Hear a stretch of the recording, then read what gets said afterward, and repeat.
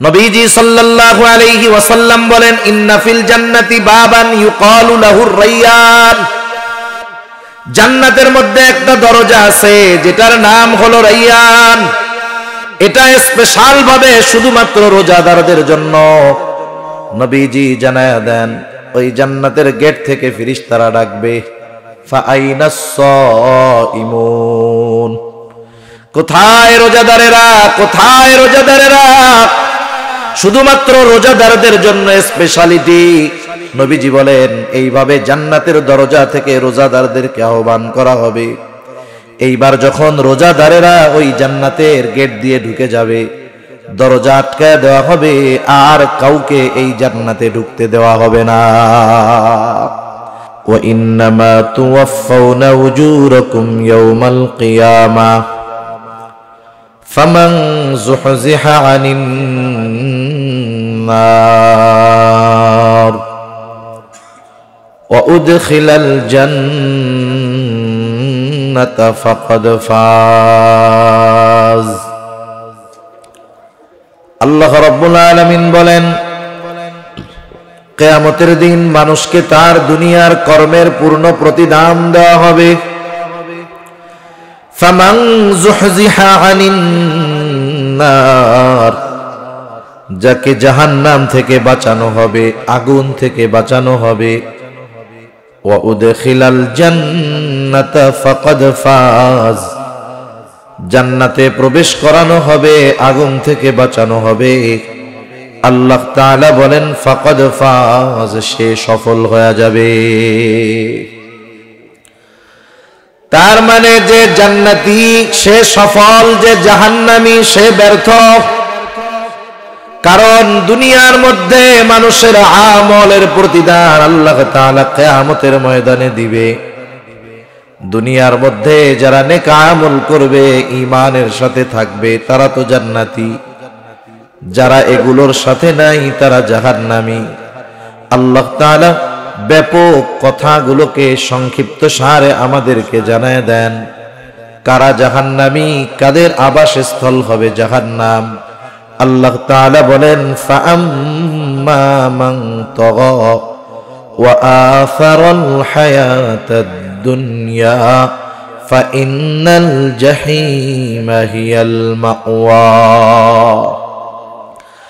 আল্লাহ রাব্বুল আলামিন এখানে দুটো কারণকে সামনে আনছেন। আল্লাহ রাব্বুল আলামিন বলেন, ফাআম্মা মান তাগা, যে সীমা লঙ্ঘন করলো, সীমা লঙ্ঘন করলো, সীমা লঙ্ঘন করলো। সীমাটা কি? আপনারা জেনে থাকবেন, ভারতের সাথে আমাদের একটা বর্ডার আছে না নাই? চতুর্দিক দিয়ে তার কাটার বেড়া আছে বেশিরভাগ জায়গায়। এই সীমানার দ্বারা বোঝা যায় এটা বাংলাদেশের এরিয়া, ওইটা ভারতের এরিয়া। বলেন তো, কোন ব্যক্তি ভিসাবিহীন, পাসপোর্টবিহীন তথা ভারতীয় হাই কমিশনের অনুমতিবিহীন তাদের দেশে যদি সে প্রবেশ করে, তাহলে এই প্রবেশটা বৈধ নাকি অবৈধ? একটু চিন্তা করেন। আমাদের দেশেরও যেমন একটা সীমানা আছে, সীমা আছে, শরীয়তেরও এরকম একটা সীমা আছে। শরীয়তে আল্লাহ রাব্বুল আলামিন তার আদেশ নিষেধের একটা সীমানা দিয়ে দিয়েছেন। যেমন সীমানা কি? আল্লাহ তাআলা আদেশের মাধ্যমে কিছু সীমানা দিয়েছেন, নিষেধের মাধ্যমে কিছু সীমানা দিয়েছেন। আদেশ, বান্দা নামাজ পড়ো, কেউ যদি এই আদেশ মান্য করে সে শরীয়তের সীমার মধ্যে থাকলো, সে নিরাপদ। কিন্তু কেউ যদি এই আদেশ অমান্য করে নামাজ না পড়ে, সে সীমা লঙ্ঘন করলো। সীমা লঙ্ঘন করলে, যেমন আমরা দেশের সীমানা যদি অন্যায়ভাবে অতিক্রম করি, ভারতীয় বিএসএফ যদি গুলি করে দেয়, ধরে নিয়ে যায়, তাহলে তেমন কিছু বলার থাকে না। অনুরূপভাবে নামাজ পড়তে হবে, আদেশ, এটা শরীয়তের সীমা। যদি কেউ না পড়ে সে সীমা লঙ্ঘনকারী। আল্লাহ তাআলা বললেন, বান্দা হারাম খায়ও না, হারাম না খাওয়া এটা শরীয়তের সীমা। কেউ যদি খায় তাহলে সীমা লঙ্ঘনকারী। এক কথায় আল্লাহ রাব্বুল আলামিনের যত আদেশ নিষেধ আছে সব কিছু যে মান্য করে সে শরীয়তের গণ্ডির মধ্যে থাকে, সে সীমা লঙ্ঘনকারী হয় না। সেজন্য আল্লাহ রাব্বুল আলামিন বললেন ফাআম্মা মান তাগা, যে শরীয়তের সীমা লঙ্ঘন করে। এখন অনেকগুলো প্রশ্নের সংক্ষিপ্ত জবাব আল্লাহ রাব্বুল আলামিন দেন। তাহলে মানুষ কেন শরীয়তের সীমা লঙ্ঘন করে তথা আল্লাহ তাআলার আদেশ নিষেধ অমান্য করে? আল্লাহ তাআলা দ্বিতীয় কারণ হিসাবে বলেন ওয়া আসারাল হায়াতাদ দুনিয়া, আর যারা দুনিয়ার জিন্দেগিকে প্রাধান্য দেয়, তার মানে সীমা লঙ্ঘন কেন করে মানুষ? দুনিয়ার হায়াতকে প্রাধান্য দেওয়ার কারণে। আপনি দুনিয়ার যত অপরাধ আছে, অন্যায় আছে, সব অপরাধগুলো যদি বিশ্লেষণ করেন, কেন মানুষ অপরাধ করে, কেন মানুষ সুদ খায়, কেন মানুষ ঘুষ খায়, কেন মানুষ অপরের হক মেরে খায়, কেন মানুষ অপরের উপরে জুলুম করে, কেন মানুষ মিথ্যা কথা বলে, এই ধরনের সব অপরাধগুলো যদি বিশ্লেষণ করেন, সব অপরাধের পিছনে যত কারণ থাকবে, এর সাথে একটা কমন কারণ থাকবে, দুনিয়ার মহব্বত। মানুষ দুনিয়াকে পাওয়ার জন্য সব অপরাধ করে। একটু নিজে নিজে চিন্তা করবেন, আমার একটা বলার মতো সময় নাই। তাহলে সমস্ত অপরাধ তথা সমস্ত সীমা লঙ্ঘনের পেছনে দুনিয়ার মহব্বত কারণ। এজন্যই নবীজি সাল্লাল্লাহু আলাইহি ওয়াসাল্লাম বলেন হুব্বুদ দুনিয়া রাসু কুল্লি খাতিয়া, দুনিয়ার মহব্বত সকল ক্ষতির মূল। হুব্বুদ দুনিয়া, দুনিয়ার মহব্বত, রাসু কুল্লি খাতিয়া, সকল ক্ষতির মূল হলো এই দুনিয়ার মহব্বত। সেই জন্য মানুষ যদি দুনিয়ার মহব্বতকে প্রাধান্য না দেয়, ওই যে মূল গন্তব্য জান্নাতে যাওয়ার বিষয়টা, জাহান্নাম থেকে বাঁচার বিষয়টাকে প্রাধান্য দেয়, তাহলে সে সীমা লঙ্ঘনকারী হবে না। আর যদি সে সীমা লঙ্ঘনকারী হয়, শরীয়তের বিধিবিধান না মানে, দুনিয়ার হায়াতকে প্রাধান্য দেয়, দুনিয়াকে উপভোগের জায়গা মনে করে, দুনিয়াকে শেষ এবং শুরুই মনে করে, সব কিছু বাদ দিয়ে দুনিয়া উপার্জনের পেছনে দৌড়ায়, এই সময় লোকটা আর ভালো মন্দ যাচাই বাছাই করে না। আল্লাহ রাব্বুল আলামিন বলেন যার হায়াত এভাবে অতিবাহিত হয়ে যাবে, আল্লাহ তাআলা বলেন এই দুই কারণে তার আবাসস্থল হবে জাহান্নাম, যা কতই না নিকৃষ্ট আবাসস্থল। ফাইন্নাল জাহিমা হিয়াল মাওয়া, জাহিম ওই জাহান্নাম হবে তার আবাসস্থল। তাহলে সহজ কথায় দুইটা জিনিস, মানুষ জাহান্নামী হওয়ার অন্যতম কারণ শরীয়তের বিধি সীমানা লঙ্ঘন। কেন মানুষ শরীয়তের সীমা লঙ্ঘন করে? এর মূল কারণ হলো দুনিয়া, দুনিয়া। এরপরে আল্লাহ রাব্বুল আলামিন বলেন ওয়া আম্মা মান খাফা মাকামা রাব্বিহি ওয়া নাহান নাফসা আনিল হাওয়া ফাইন্নাল জান্নাতা হিয়াল মাওয়া। আল্লাহ রাব্বুল আলামিন এরপরে বলেন ওয়া আম্মা মান খাফা মাকামা রাব্বিহি, যার তার রবের সামনে দণ্ডায়মান হওয়ার ভয় যার সামনে আছে, যার গোটা জীবনের হিসাব নিকাশ আল্লাহর সামনে দিতে হবে, এই চিন্তা, এই ভয় যার দুনিয়ার মধ্যে আছে, যে আমি যেই কাজ করি, যেই কর্ম করি, যেই আমল করি, আমার সব কর্মের হিসাব আল্লাহর সামনে দিতে হবে। বলেন তো, এই চিন্তা যার মধ্যে আছে, এই ভয় যার মধ্যে আছে, সে শরীয়তের সীমা লঙ্ঘন করবে? দুনিয়াতে যা মন চায় সে করবে? তাহলে বোঝা গেল আল্লাহ তাআলার ভয় মানুষকে জান্নাতি মানুষে পরিণত করে। কিয়ামতের ময়দানেও জান্নাতি মানুষ যারা, তারা তো ডান হাতে আমলনামা পাবে, ডান হাতে আমলনামা। কারণ বাম হাতে যারা আমলনামা পাবে তারা তো শেষ। কিন্তু যারা ডান হাতে আমলনামা পাবে, আমলনামা পাওয়ার কারণ হিসাবে তারা কি বলবে? আল্লাহ তাআলা কোরআনুল কারীমের মধ্যে বলেন ফাআম্মা মান উতিয়া কিতাবাহু বিয়ামিনি ফায়াকুলু হাউম ইকরাউ কিতাবিয়া ইন্নী যানানতু আন্নী মুলাকিন হিসাবিয়া। আল্লাহ রাব্বুল আলামিন বলেন যারা ডান হাতে আমলনামা পাবে তারা জান্নাতি, কিন্তু যারা ডান হাতে আমলনামা পাবে তারা কত আনন্দিত। তারা আমলনামা পাবার পর তারা মানুষদেরকে বলবে ফায়াকুলু হা উমকরাউ কিতাবিয়া, এই তো আমার কিতাব, পড়ো তোমরা আমার কিতাব, পড়ো তোমরা আমার আমলনামা। সে ডান হাতে আমলনামা পাবার কারণ হিসাবে বলবে ইন্নী যানানতু আন্নী মুলাকিন হিসাবিয়া, আমি এই ব্যাপারে দৃঢ় ধারণা রাখতাম, দৃঢ় বিশ্বাস রাখতাম যে আমাকে আমার কর্মের হিসাবের মুখোমুখি হওয়া লাগবে। ওই ভয় তার যে আল্লাহর সামনে আমাকে দাঁড়াতে হবে, আল্লাহর সামনে আমার গোটা জিন্দেগির কর্মের হিসাব নিকাশ দেওয়া লাগবে। এই চিন্তা, এই ভয় যার মধ্যে আছে, সাথে সাথে যার মধ্যে এই ভয় আছে যে আমাকে আমার গোটা জীবনের কর্মের হিসাব আল্লাহর সামনে দিতে হবে, বলেন তো তার মন যা চায়, নফস যা চায়, সে কি সেটা করবে? করবে না। কারণ নফস হলো এমন এক জিনিস, ওইটা ভালো কাম সহজে করতে চায় না, ও মন্দ কাজ করতে চায়, গোনার দিকে টানে। দুই দিকে ভয়, যদি গোনায় যাই আমি আল্লাহর সামনে কি বলবো, করি আল্লাহর সামনে কি বলবো। এজন্য আল ঈমানু বাইনাল খাউফি ওয়ার রাজা, আশা এবং ভয়ের মাঝে ঈমান। এই যে ভয় হবে যে আল্লাহর সামনে কি বলবো, ওই দিক দিয়ে শয়তানের অন্তরে ওয়াসওয়াসা দিবে, আরে একবার আয় না, অসুবিধা কি, মাফ চাইলে তো আল্লাহ মাফ করে দিবে।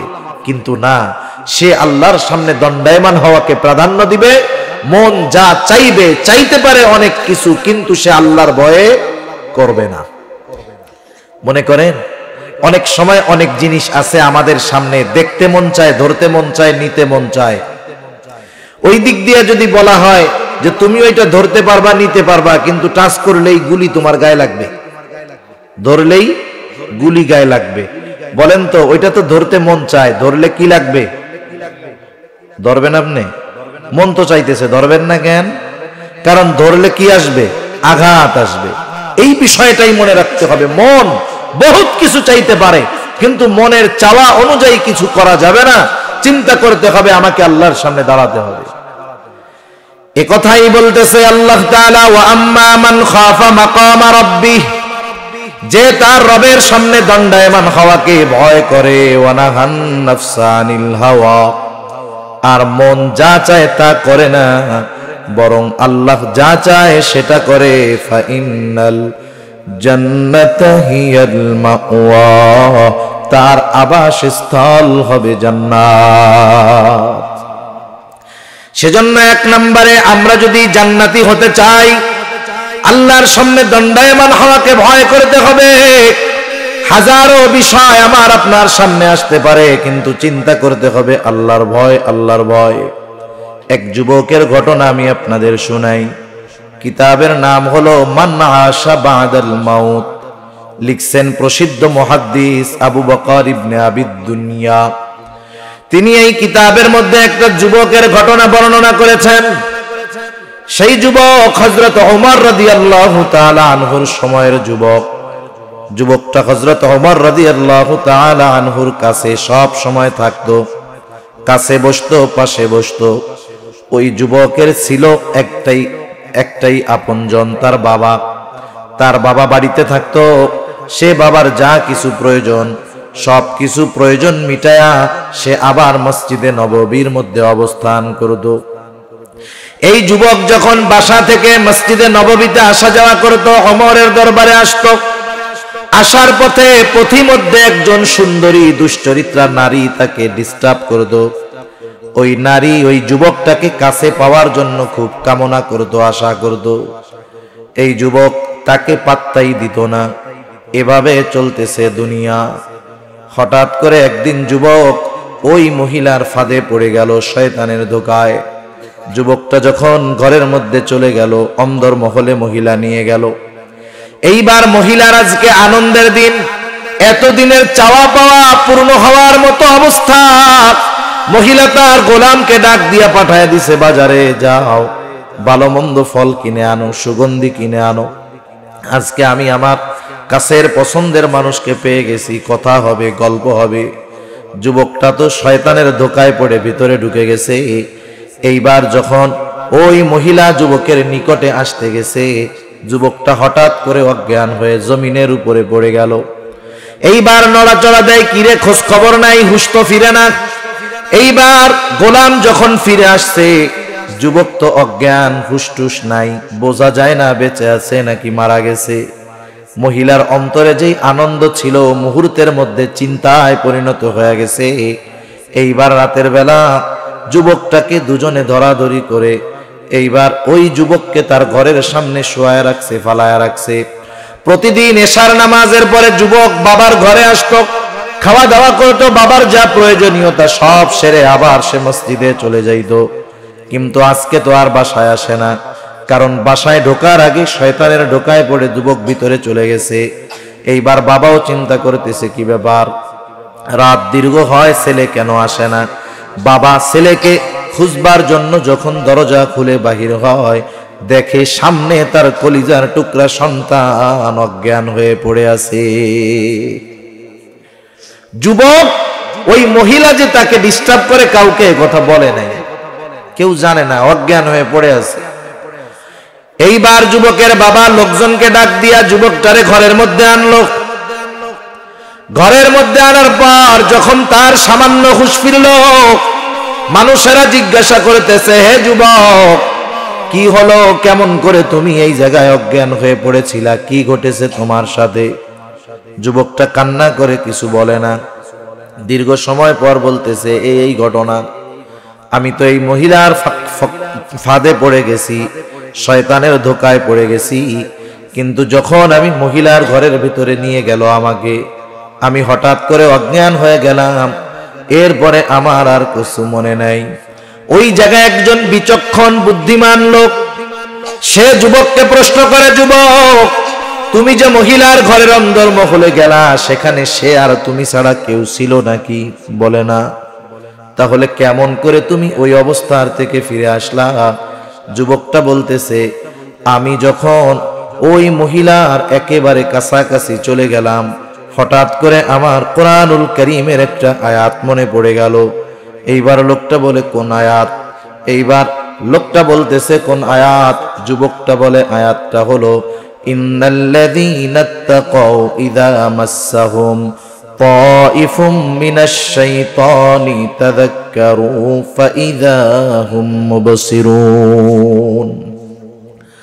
যুবকটা বলতেছে, আমার এই আয়াত মনে পড়ে গেল। এই আয়াতের সারমর্মটা এরকম, যারা মুত্তাকি, আল্লাহকে ভয় করে, মন যা চায় তা করে না, বরং আল্লাহ যা চায় তাই করে, এরা যখন শয়তানের ধোকায় পড়ে যায়, যখন শয়তান তাদেরকে ধোকায় ফালায় দেয়, ইন্নাল্লাযীনা তাকাউ ইযা মাসসাহুম তাইফুম মিনাশ শাইতান, শয়তানের ধোকায় পড়ে তারা যখন ঘোরের মধ্যে পড়ে যায়, এমন অবস্থার মধ্যে পড়ে যায় যেখানে গুনাহ থেকে ফেরানোর জন্য কোনো মানুষ থাকে না, যেখানে গুনাহ থেকে ফেরানোর জন্য কোনো ব্যবস্থা থাকে না। আল্লাহ তাআলা বলেন, ইযা মাসসাহুম তাইফুম মিনাশ শাইতানি তাযাক্কারু ফাইযা হুম মুবসিরুন। আল্লাহ তাআলা আল্লাহর কথা তাকে স্মরণ করায়া দেয়। শুধু তাই না, তাকে আল্লাহ এমন দূরদৃষ্টি খুলে দেয়, যেই অন্তরের দৃষ্টি দিয়ে এমন কিছু সে দেখতে পায় যা দুনিয়ার কেউ দেখতে পারে না।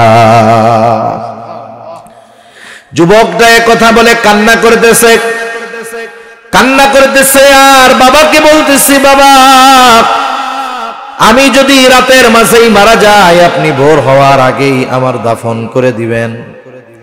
ঘটনাক্রমে যুবকটা মারা গেল। এইবার যুবকটাকে দাফন করে দিয়ে আসলো তার বাবা। হযরত ওমর রাদিয়াল্লাহু তাআলা আনহু পরের দিন সকালে দেখেন যুবকটা নাই।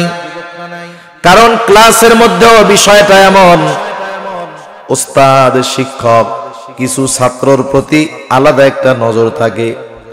সবাই আসছে, ওই ভালো ছাত্রটা আসে নাই। শিক্ষক বলে, তোদের পড়ায়া কি হবে, যারে পড়ামো সেই তো আসে নাই, পড়া আগের জায়গায় থাকলো। বলে না এরকম? আরে যারে পড়াবো সেই তো আসে নাই, তাহলে থাক, কালকের পড়া আবার। আবার সে যদি একা আসে, বাকি কেউ যদি নাও আসে, স্যার বলে, ওগুলো আসাও যা, না আসাও তা, তুমি আসছো এটাই যথেষ্ট, সামনে পড়ায়া দেয়। মানে শিক্ষকদের কিছু ছাত্রের ব্যাপারে ভালো দৃষ্টি থাকে, তাদের উপরে নজর থাকে।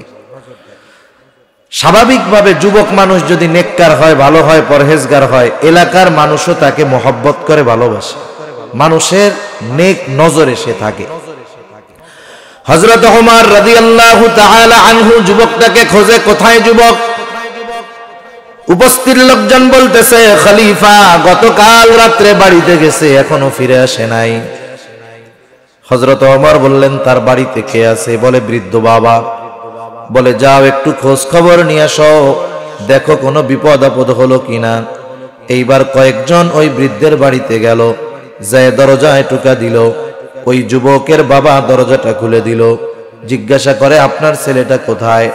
এইবার ওই মুরব্বী সব ঘটনা খুলে বলল, এইভাবে শয়তানের ধোকায় পড়ে এই হয়েছে, ওসিয়ত মুআফিক ফজরের আগেই তাকে আমরা দাফন করে দিয়েছি। এইবার ঘটনাটা শুনে এইবার তারা হযরত ওমর রাদিয়াল্লাহু তাআলা আনহুর কাছে গিয়ে বলল, এই ঘটনা। এইবার ওমর রাদিয়াল্লাহু তাআলা আনহু চিন্তা করলেন, আল্লাহ তাআলা তো কোরআনুল কারীমের মধ্যে বলছে, যারা আল্লাহর সামনে দণ্ডায়মান হওয়াকে ভয় পায় তাদের জন্য দুইটা জান্নাত। কয়টা জান্নাত?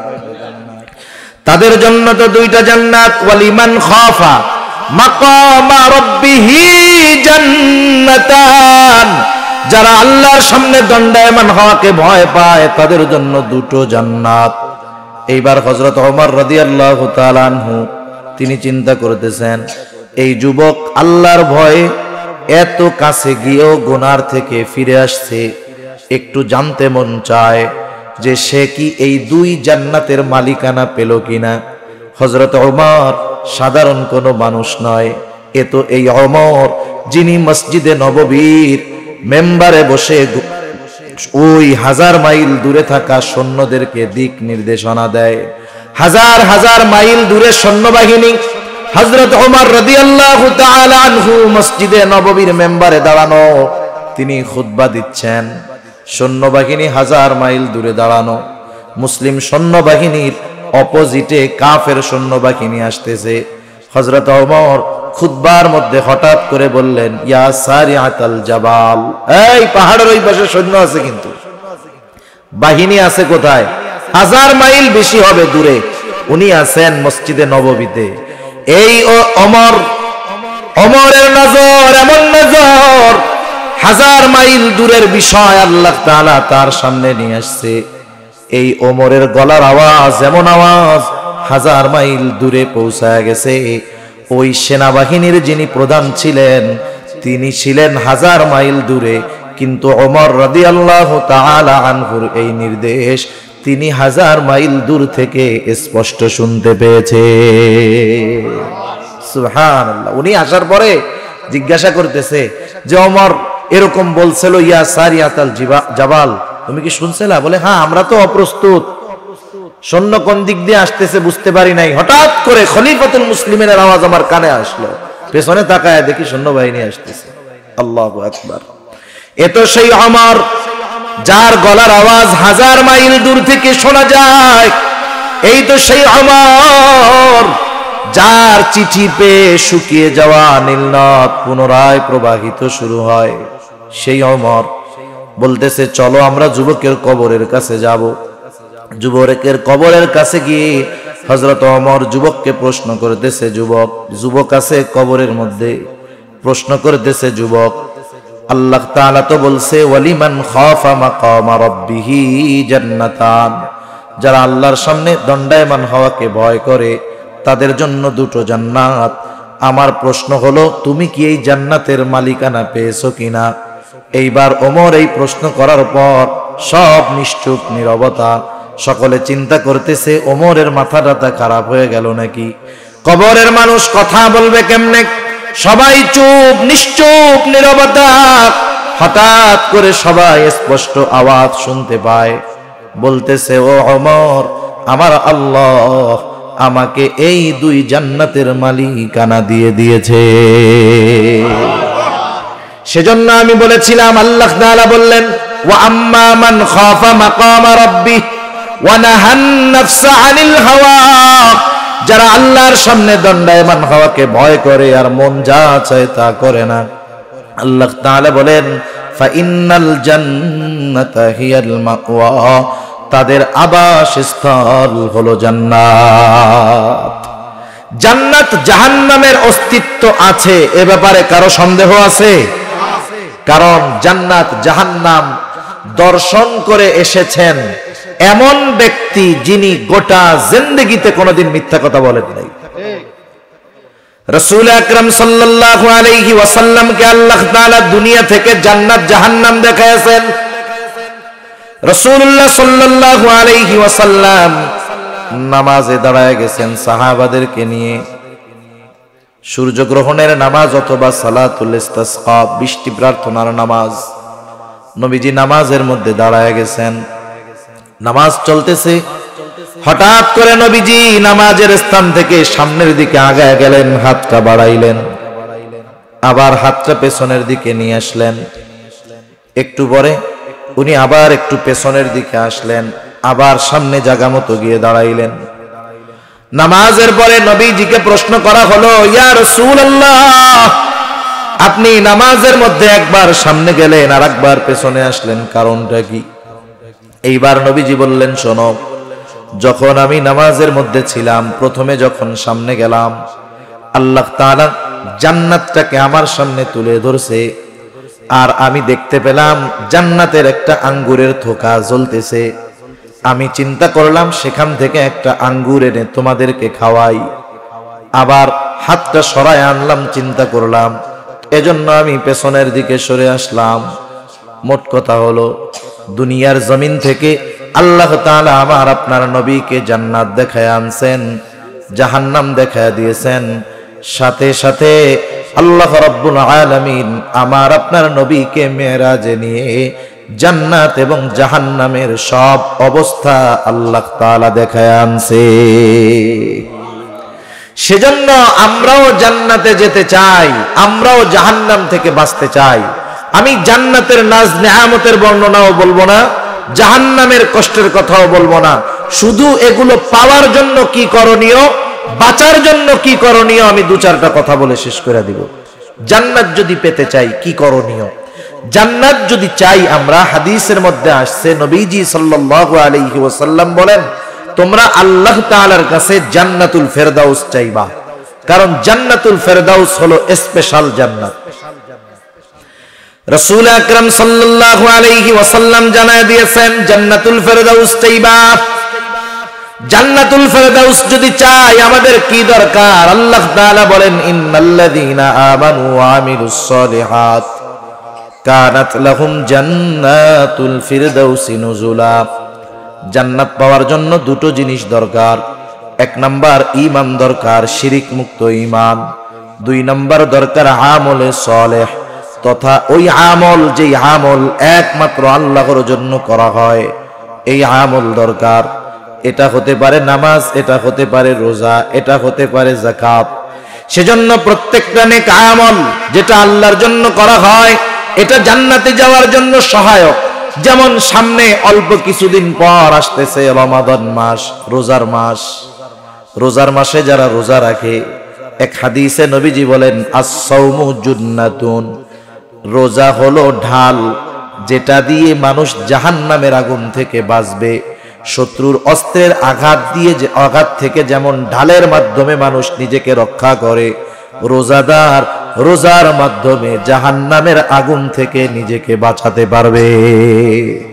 শুধু তাই না যে রোজা রাখবে রোজাদার, নবীজি সাল্লাল্লাহু আলাইহি ওয়াসাল্লাম বলেন, ইন্না ফিল জান্নাতি বাবান ইউকালু লাহুর রায়্যান, জান্নাতের মধ্যে একটা দরজা আছে যেটার নাম হলো রায়্যান। এটা স্পেশাল ভাবে শুধুমাত্র রোজাদারদের জন্য। নবীজি জানায়া দেন, ওই জান্নাতের গেট থেকে ফেরেশতারা ডাকবে, ফাআইনাস সাইমুন, কোথায় রোজাদারেরা, কোথায় রোজাদারেরা? শুধুমাত্র রোজাদারদের জন্য স্পেশালিটি। নবীজি বলেন, এইভাবে জান্নাতের দরজা থেকে রোজাদারদেরকে আহ্বান করা হবে। এইবার যখন রোজাদারেরা ওই জান্নাতের গেট দিয়ে ঢুকে যাবে, দরজা আটকায় দেওয়া হবে, আর কাউকে এই জান্নাতে ঢুকতে দেওয়া হবে না।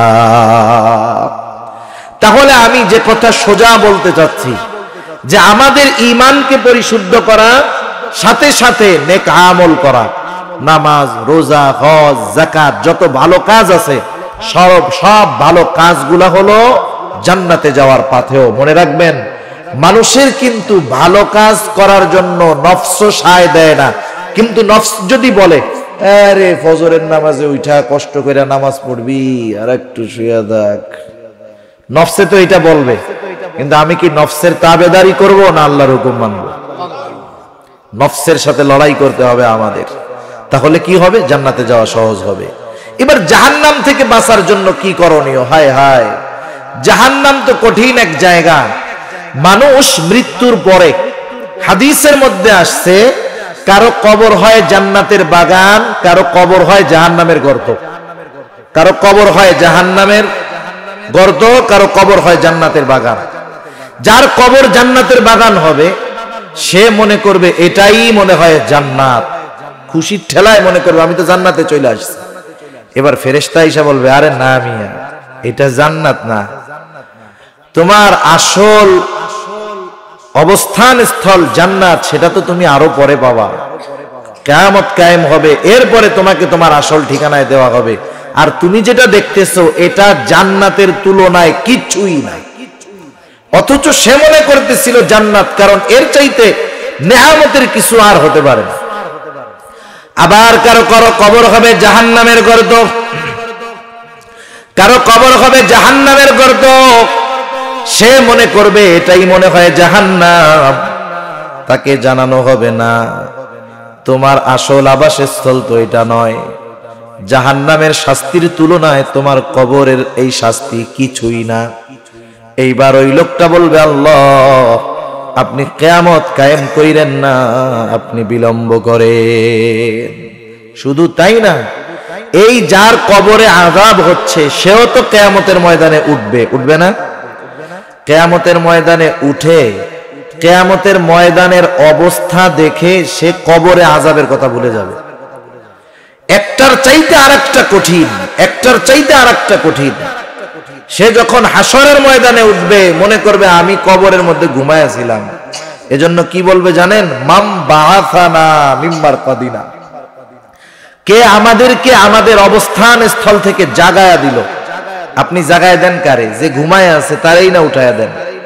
সে মনে করবে যে আমাদেরকে কে আমাদের ঘুমন্ত থেকে জাগ্রত কইরা দিল, অথচ সে কবরে আযাবে ছিল। শুধু হাসরের অবস্থা দেখে ও চিন্তা করবে কবরে তো জান্নাতে ছিলাম।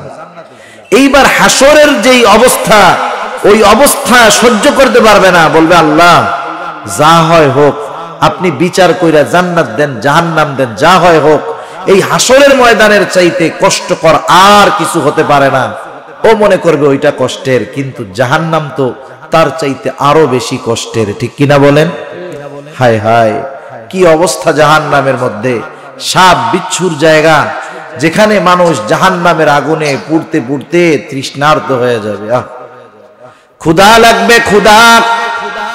আল্লাহ রাব্বুল আলামিন বলেন লাআকিলুনা মিন শাজারিন মিন যাক্কুম ফামালিউনা মিনহাল বুতুন ফাশারিবুনা আলাইহি মিনাল হামিম। মানুষের যখন প্রচন্ড ক্ষুধা লাগে সে কিন্তু যাচাই বাছাই করে না, সামনে যা পায় তাই খায়। জাহান্নামীদের ক্ষুধা লাগবে, ক্ষুধা। তাদের সামনে যাক্কুম ফল দেওয়া হবে, কাঁটাযুক্ত ফল। তারা ক্ষুধার যন্ত্রণায় সেগুলো খেয়ে ফেলবে, কিন্তু কাঁটাযুক্ত এই গাছগুলো গলার মধ্যে গিয়ে ফলগুলো আটকে যাবে, না পারবে গিলতে, না পারবে উগরাইতে। আমাদের গলায় যদি কাঁটা বেঁধে যায়, অনেক সময় ভাত বেঁধে যায়, আমরা পানি খুঁজি, ঠিক না? ওরাও এখন পানি পান করার জন্য পানি খুঁজবে, যাতে করে ওটা গলার থেকে নিচে নেমে যায়। তাদেরকে পান করানোর জন্য কি দেওয়া হবে? হামিম, হামিম দেওয়া হবে, ফুটন্ত উত্তপ্ত পানি। কোন পানি? জাহান্নামীদের পচা রক্ত পুজ উত্তপ্ত করে তাদেরকে পান করার জন্য দেওয়া হবে।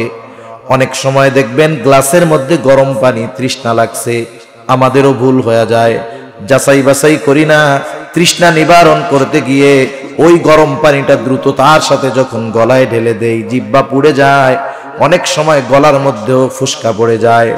ওর তো গলা আটকে আছে, দম আটকে যাওয়ার মতো অবস্থা। এইবার ওটা দেওয়ার সাথেই সাথেই সে পান করবে, কি অবস্থা হবে? হাদিসের মধ্যে আসছে ওই ফুটন্ত উত্তপ্ত পানিটা যখন সে পান করবে, জাহান্নামীদের পচা রুজ, রক্তপুজ, সাথে সাথে ওইটা যখন পেটের মধ্যে যাবে, পায়খানার রাস্তা দিয়ে তার নাড়ি বুড়ি সব বের হয়ে যাবে। এসব শাস্তির কথা বলতে গেলেও ভয় লাগে। একটু চিন্তা করেন, আমরা যদি দুনিয়ায় অসুস্থ হই, অসুস্থ, অনেক সময় আমাদের হাতে টাতে ঘা হয়। গ্রামের মানুষ, ছোট্ট একটা ঘা হইছে, এটারে গোনাই ধরে না।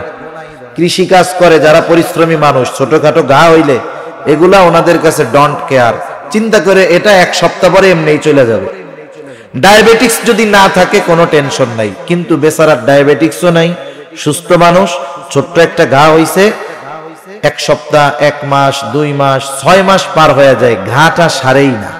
তখন কিন্তু চিন্তা হবে, কি ব্যাপার, এটা তো সেরে যাওয়ার কথা, আমার ডায়াবেটিক্স নাই, এরপরেও কেন এই অবস্থা হইল? এবার সে ডাক্তারের কাছে যাবে, ডাক্তারের কাছে গিয়ে ডাক্তার দেখাবে, ডাক্তার বলবে আপনি ঢাকায় চলে যান। ঢাকায় গিয়ে ভালো মতো চেকআপ টেকআপ করায়া ডাক্তার এবার বলতেছে আপনি তো দেরি করে ফেলছেন। মানে আপনার এই ঘাটা তো সাধারণ ঘা ছিল না, এটা ছিল ক্যান্সারের আলামত, ক্যান্সারের আলামত ছিল, আপনি গুরুত্ব দেন নাই। 6 মাস 1 বছর পার হয়ে গেছে, এখন ওই ক্যান্সারের জীবাণু আর এক জায়গায় নাই, ছড়ায় গেছে অনেক দূর। আপনার যদি হাত বাঁচাতে হয় আঙ্গুল কাটতে হবে, কি করবেন? আঙ্গুল কাটবেন না? টাকাও দিবেন, কাটবেনও। আবার যদি ভালো মতো কাটা হয়, দেশে আইসা গর্বের সাথে বলবেন ওরে বাবা, সেই ভালো ডাক্তার, কত সুন্দরভাবে আঙ্গুলটা ফেলাই দিছে। ডাক্তার যদি ওই সময় বলে আপনার জীবন বাঁচাতে হলে হাত ফেলে দিতে হবে, কি করবেন? খুশি মনে টাকাও দিবেন, হাতটাও ফালাবেন, আইসা আবার গর্বের সাথে বলবেন সেই রকম ডাক্তার নিখুঁত ভাবে হাতটারে কাইটা ফেলাই দিচ্ছে। হায় হায়, জীবন বাঁচানোর জন্য যদি এই হাত ফেলে দিতে হয়, আমরা আনন্দের সাথে টাকা দিয়ে ফালায়া দিই, কিন্তু জাহান্নাম থেকে বাঁচার জন্য যদি কিছু বদ কর্ম বাদ দিতে হয়, ভালো কাজ করতে হয়, আমরা সেগুলো করতে রাজি নাই। আফসোস আমাদের জন্য। সেজন্য জাহান্নামের এই শাস্তি যেন ভোগ করতে না হয়, কারণ জাহান্নামের শাস্তিটা এত কঠোর, এত কঠিন। আল্লাহ রাব্বুল আলামিন বলেন জাহান্নামের ইন্ধন হবে মানুষ আর পাথর, ওয়াকুদুহান নাসু ওয়াল হিজারা আলাইহা মালাইকাতুন গিলাদুন শিদাদ লা ইয়াসুনাল্লাহা মা আমারহুম ওয়া ইয়াফআলুনা মা ইউমারুন। আল্লাহ রাব্বুল আলামিন বলেন আলাইহা মালাইকাতুন গিলাদুন শিদাদ, জাহান্নামের ইন্ধন হলো মানুষ আর পাথর, ওয়াকুদুহান নাসু ওয়াল হিজারা আলাইহা মালাইকাতুন গিলাদুন শিদাদুন লা ইয়াসুনাল্লাহা মা আমারহুম, সেইখানে আছে একদল কঠোর স্বভাবের, রুক্ষ স্বভাবের ফেরেশতা, গিলাদুন শিদাদ লা ইয়াসুনাল্লাহা মা আমারহুম ওয়া ইয়াফআলুনা মা ইউমারুন। তারা আল্লাহ তাআলার নাফরমানি তো করেই না, বরং আল্লাহ তাআলা তাদেরকে যা বলে তারা তাই করে। তারা তো জাহান্নামীদের শাস্তি দিতে থাকবে, জাহান্নামীরা চিৎকার করবে। জাহান্নামের ফেরেশতাদের সর্দার যে, তার নাম হলো মালিক। তার নাম কি বলেন তো? মালিক। এবার জাহান্নামীরা ডাকবে নাদাউ ইয়া মালিক ইয়া মালিক ইয়া মালিক, ডাকতে থাকবে। তাফসীরের মধ্যে আসছে 1000 বছর পর জাহান্নামের ফেরেশতাদের সর্দার মালিক তাদের ডাকের জবাব দিবে। ডাকের জবাব দিয়ে বলবে কেন ডাকতেছো, কেন? এইবার জাহান্নামীরা বলবে আর তো সহ্য হয় না, আর তো সহ্য করতে পারি না, আমাদেরকে তোমার রবের কাছে বলো। ওয়ানাদাউ ইয়া মালিক লিয়াকদি আলাইনা রাব্বুক তোমার রবকে বলো আমাদের ব্যাপারে কোনো চূড়ান্ত ফয়সালা নিতে, আমাদেরকে মেরে ফেলতে বলো। কারণ জান্নাতি আর জাহান্নামীরা, জান্নাতি জান্নাতে যাওয়ার পর, জাহান্নামী জাহান্নামে যাওয়ার পর আল্লাহ তাআলা মৃত্যুকে জবাই করে দিবেন। অবস্থা হবে এমন, লা ইয়ামুতু ফিহা ওয়ালা ইয়াহইয়া, সেখানে তারা মরতেও পারবে না, বাঁচতেও পারবে না। দিন যাবে, শাস্তির তীব্রতা বাড়বে। এবার মালিক বলবে তোমাদের এই অবস্থা কেন? এই অবস্থা কেন তোমাদের? তোমাদের কাছে কি কোনো সতর্ককারী যায় নাই? তারা বলবে ক্বালু বালা কদ জাআনা নাযীর, হ্যাঁ আমাদের কাছে তো সতর্ককারী আসছিল। কি করছিলা তোমরা? ফাকাযযাবনা ওয়া কুলনা মা নাযালাল্লাহু মিন শাই, তারা আমাদেরকে সতর্ক করছে, আমরা তাদেরকে মিথ্যা প্রতিপন্ন করছি। জাহান্নামের কথা কইছে, আমরা কিছু দূর বেড়া, কি কয় এগুলা? মাটির সাথে পয়সা কইলা মিশা যাবো, কিসের জান্নাত আর জাহান্নাম? মালিক বলবে যেহেতু তোমাদের কাছে সতর্ককারী সত্য বার্তা নিয়ে আসছিল, মানো নাই, ইন্নাকুম মাকিসুন, এটাই তোমাদের জন্য অবস্থান স্থল, এখানেই তোমাদের অনন্তকাল থাকতে হবে। এই জন্য আমরা কেউ চাই না যে ওই কষ্টের জায়গায় আমাদের যাওয়া লাগ, কেউ চায় না। সেজন্য কেন মানুষ জাহান্নামে যাবে, এই কারণগুলাও আল্লাহ রাব্বুল আলামিন জানায় দিয়েছেন কোরআনুল কারীমের মধ্যে। এক জায়গায় আল্লাহ তাআলা জান্নাতি আর জাহান্নামীদের মধ্যে কথাবার্তার খবর আমাদের জানিয়েছেন। জান্নাতীরা জাহান্নামীদের প্রশ্ন করছে, তোরা জাহান্নামে কেন গেছস? জাহান্নামীরা তাদের জাহান্নামে যাওয়ার কারণগুলো বলছে। আমি আগে বলছি জান্নাতে যাওয়ার কারণ ঈমান, নেক আমল। মোট কথা নেক আমল করতে মন চায় না, এজন্যই আল্লাহ তাআলা বলছেন আম্মা মান খাফা মাকামা রাব্বি ওয়া নাহান নাফসা আনিল হাওয়া। মন্দ কাজ করতে চায় মন, মন ভালো কাজ করতে চায় না। তবে আমাকে চিন্তা করতে হবে, আমার গোটা জীবনের হিসাব আল্লাহর সামনে দেওয়া লাগবে। নফস যা বলে বলুক, আমি আল্লাহর সব আদেশ নিষেধ মানবো, তাইলে ঠিকানা জান্নাত। এবার জাহান্নামে কেন যাবে মানুষ? ভালো কাজ না করার কারণেই যাবে। এই জান্নাতি আর জাহান্নামীদের কথাবার্তাটা বইলাই আমি আলোচনা শেষ করে দিব, দুজনের মধ্যে কথাবার্তা হবে। এখন আল্লাহ তাআলা জান্নাতি আর জাহান্নামীদের মধ্যে কথাবার্তা হবে, আসি দুনিয়ায়, আল্লাহ পাইলো কই? কথা বুঝতে পারছেন? আসি কোথায়? আরে জোরে কোন না, দুনিয়ায় কোথায়? নাকি দুই একজন জান্নাতেও আছেন? এই মুহূর্তে তো আমরা আছি দুনিয়ায়, আর দুনিয়ায়ও ছোট জান্নাত আছে।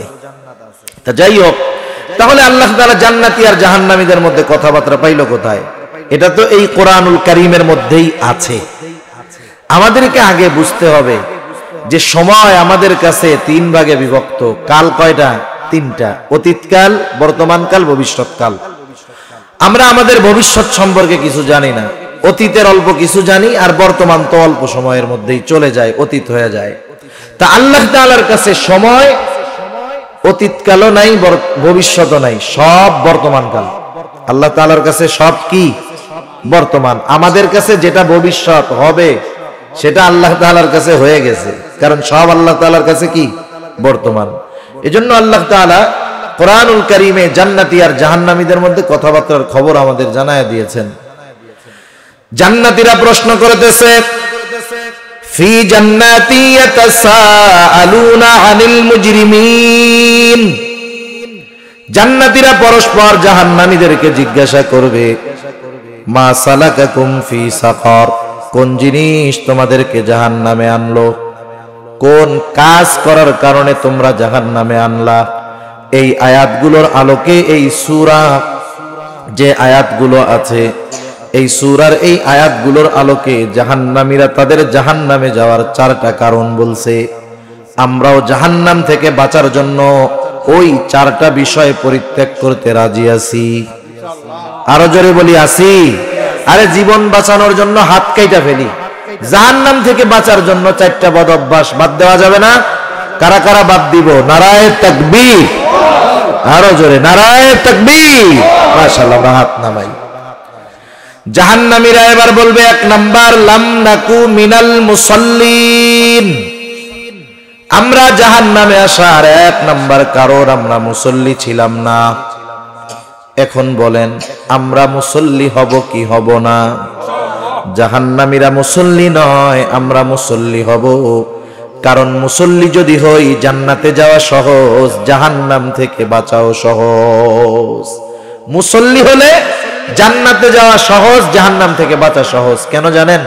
কিয়ামতের দিন আল্লাহ তাআলা প্রথম হিসাব নিবে নামাজের। আউয়ালু মা ইউহাসাবু বিহিল আবদু ইয়াউমাল কিয়ামাতিস সালাহ। কিয়ামতের দিন সর্বপ্রথম নামাজের হিসাব নেওয়া হবে। আর এক হাদিসে আর একটু বাড়ায় আসছে, নবীজি বলেন যার প্রথম হিসাব সহজ হবে তার বাকি হিসাবগুলো সহজ করে দিবেন কে? শুধু চাই না, নামাজ বেহেশতের চাবি। নামাজ কিসের চাবি? বেহেশতের চাবি। তাহলে নামাজ ছাড়া তো জান্নাতে যাওয়াই যাবে না। সেজন্য আমরা মুসল্লি হব, মুসল্লি। 2 নাম্বার কারণ তারা বলবে ওয়ালাম নাকুনু তুইমুল মিসকিন, আমরা মিসকিনদেরকে খানা দিতাম না। জাহান্নামীদের কাজ হলো মিসকিনদের খানা দেয় না। আমরা মিসকিন, অসহায়, দরিদ্র মানুষদেরকে খানা খাওয়াবো। কারণ খানা খাওয়ানো এমনিতেই বড় ফজিলতের কাজ। আল্লাহর জন্য আপনি যদি একজন কোটিপতিকেও খানা খাওয়ান, আল্লাহর জন্য ফজিলত আছে। আবার আপনি যদি মিসকিনকে খানা খাওয়ান, দুনিয়ারও লাভ আছে। আল্লাহ তাআলা যারা মিসকিনদের খানা দেয়, অপরকে খানা দিতে উৎসাহ দেয়, আল্লাহ তাআলা দুনিয়াতে তাদের রিজিককে প্রশস্ত করে দেয়। আর যারা মিসকিনদের খানা দেয় না, অপরকেও উৎসাহ দেয় না, তাদের রিজিক আল্লাহ দুনিয়ায় সংকীর্ণ করে দেয়। সেজন্য আমরা মিসকিনদের খানা দিব, জাহান্নামীরা মিসকিনদের খানা দিত না। 3 নাম্বার কারণ ওয়াকুন্না নাখুদু মাআল খাইদিন, আমরা অনর্থক মজলিসে যারা লিপ্ত থাকতো তাদের সাথে আমরা অনর্থক মজলিসের মধ্যে বসতাম। মনে রাখবেন, আমি কোন মজলিসে বসবো এটার একটা মূল নীতি আমি আপনাদের বলে যাই। আশরাফ আলী থানভী রহমাতুল্লাহি আলাইহি বলতেন, তোমরা ওই সমস্ত মজলিসে বসবা না যেই মজলিসের মধ্যে না দুনিয়ার উপকার আছে না পরকালের উপকার আছে। এটা হলো মূলনীতি। আমি এক মজলিসে মনে করেন আড্ডা দিচ্ছে 10 জন, এই আড্ডার মধ্যে যদি দুনিয়ার বৈধ কোনো উপকার থাকে তাও বসা যাবে। আর যদি এই মজলিসে বসার কারণে আমি একটু দ্বীনের প্রতি আগ্রহী হতে পারি, আমল শিখতে পারি, তাইলে তো এটা দুনিয়া আখিরাত উভয় জাহানের উপকার। এর বাইরে যত মজলিস আছে সব মজলিসগুলা জাহান্নামে যাওয়ার কারণ হবে। আমাদের গ্রাম অঞ্চলে আছে, চায়ের দোকানে বৈশা বৈশা বিনা কারণে আড্ডা দেয়। আপনাদের এদিকে আছে? কোনো কাজ কাম নাই, কিচ্ছু নাই, ওইখানে বসে বসে বেহুদা সময় কাটায়, এর গীবত করে, ওর গীবত করে। আহারে, কেউ যদি মানা করে যে দেখেন ওর গীবত করেন না, এত মাসালা দিও না, ওর মধ্যে দোষ আছে এই জন্যই তো কইতেছে। আরে দোষ আছে এজন্য তো গীবত, আর দোষ না থাকলে তো তহমত, অপবাদ হইতো। সেজন্য অনর্থক মজলিস জাহান্নামে যাওয়ার কারণ। 4 নাম্বার ওয়াকুন্না নুকাযযিবু বিয়াউমিদ্দিন, আমরা কিয়ামতের দিবসকে অস্বীকার করতাম। এই 4 কারণে আমরা জাহান্নামী, এই 4 কারণে আমরা জাহান্নামী। এই জন্য অনেক লম্বা আলোচনা, হয়তো অনেক কিছু মনে থাকবে না। সর্বশেষ এই কর্মগুলো যদি আমরা ছাড়তে পারি জান্নাতি, ধরতে পারি জান্নাতি, ছাড়তে পারলে বেঁচে যাব। তার মানে আমরা নামাজি যদি হই জান্নাতি হব, জাহান্নাম থেকে বাঁচব। যদি মিসকিনদের খানা দেই জান্নাতে যাওয়ার কর্ম, জাহান্নাম থেকে বাঁচার কর্ম। অনর্থক মজলিস থেকে যদি বাঁচতে পারি জান্নাতে যাওয়ার কর্ম, জাহান্নাম থেকে বাঁচার কর্ম। আর পরকাল কিয়ামতের প্রতি যদি দৃঢ় বিশ্বাস রাখতে পারি, এটা জান্নাতে যাওয়ার কাজ হবে, জাহান্নাম থেকে বাঁচার মাধ্যম হবে। সর্বশেষ একটু কথা একটু চিন্তা করেন, মানুষ যখন দুনিয়ায় ভালো কাজ করে না, সে কিন্তু তার রূহ বের হওয়ার সময় থেকে বুঝতে পারে যে আমার অবস্থা খারাপ। যারা দুনিয়ায় ভালো কাজ করে না, গুনার কাজ করে, ও মারা যাওয়ার পরে আফসোস করে, কিন্তু ওই আফসোস দুনিয়ার মানুষ দেখতে পারে না, জানতে পারে না। আল্লাহ তাআলা জানেন বিধায় আমাদেরকে জানায়া দিছেন। এখন আমাদের সময় আছে, আমরা জান্নাতে যাওয়ার পাথেও সংগ্রহ করতেছি না, জাহান্নাম থেকে বাঁচার পাথেও সংগ্রহ করতেছি না। দেখেন যখন শীত আসে, শীত আগমন হতে হতেই আমরা কিন্তু শীতের পোশাকটা কিনে ফেলি, যাতে শীতের কারণে আমাদের কষ্ট না হয়। আবার গরম আসতেছে, শীতের মোটা কাপড় তো গরমে গায়ে দেওয়া যাবে না, গরম থেকে বাঁচার জন্য আমরা ফ্যান লাগায় নেই, যার সামর্থ্য আছে এসি লাগায় নেই, যার সামর্থ্য আছে ভালো কিছু পাতলা সুতি কাপড় বানায় নেই, যাতে গরমের কষ্টটা আমাদের ভোগ না করতে হয়। আগের থেকে প্রস্তুতি নেই। সেজন্য আমাদেরকেও জান্নাত পাওয়ার প্রস্তুতি দুনিয়ায় নিতে হবে, জাহান্নাম থেকে বাঁচার প্রস্তুতি দুনিয়ায় নিতে হবে। যদি নেক আমল করি, গুনাহ ছাড়ি, এটাই প্রস্তুতি। আর যদি না করি, মরার পরে আফসোস হবে। সময় এখন আছে, এখন মূল্য বুঝতেছি না। অনেকে বাপ থাকতে বাপের মর্ম বুঝে না, দাঁত থাকতে দাঁতের মর্ম বুঝে না, সুস্থ থাকতে সুস্থতার মর্ম বুঝে না। ওই যে বৎকার যখন মরবে কি বলবে জানেন? বলবে ফায়াকুলা রব্বি লাউলা আখারতানি ইলা আজালিন করিব ফাসাদদাকা ওয়া কুম মিনাস সালিহিন। ও আমার রব, যদি আমাকে আরেকটু অবকাশ দিতেন, একটু দুনিয়ায় যাওয়ার সুযোগ দিতেন, আমি দান সদকা করতাম, নেক আমল করতাম, সৎ কর্মশীলদের অন্তর্ভুক্ত হয়ে যাইতাম। কিন্তু বলেন তো, ওই সময় চাবে, কিন্তু সময় কি পাবে? এখন তো সময় আছে, তাইলে কেন আমরা কাজে লাগাই না সময়? আমরা জান্নাতীদের আমল করি, জান্নাতি হই, জাহান্নামীদের আমলগুলা থেকে বাঁচি, জাহান্নাম থেকে বাঁচি। মোট কথা হলো, আল্লাহ তাআলা ওই কথাই বলতেছেন, যারা শরীয়তের সীমা লঙ্ঘন করে, যে শরীয়তের বিধিনিষেধ অমান্য করে, দুনিয়ার মোহাব্বতকে প্রাধান্য দেয়, তার আবাসস্থল হবে জাহান্নাম। আর যে আল্লাহর সামনে তার এই গোটা জিন্দেগির হিসাব দিতে হবে, এই ভয় অন্তরে রেখে মন যা চায় তা করে না, ওই লোকটা সফল, ওর ঠিকানা হবে জান্নাত। আল্লাহ সুবহানাহু ওয়া তাআলা আমাদের সবাইকে জাহান্নাম থেকে বাঁচার এবং জান্নাতের বাসিন্দা হওয়ার তৌফিক আল্লাহ দান করুন। সকলে বলি আমিন। ওয়া আখির দাওয়ানা আনিল হামদুলিল্লাহি রাব্বিল আলামিন। আসসালামু আলাইকুম ওয়া রাহমাতুল্লাহি ওয়া বারাকাতুহু।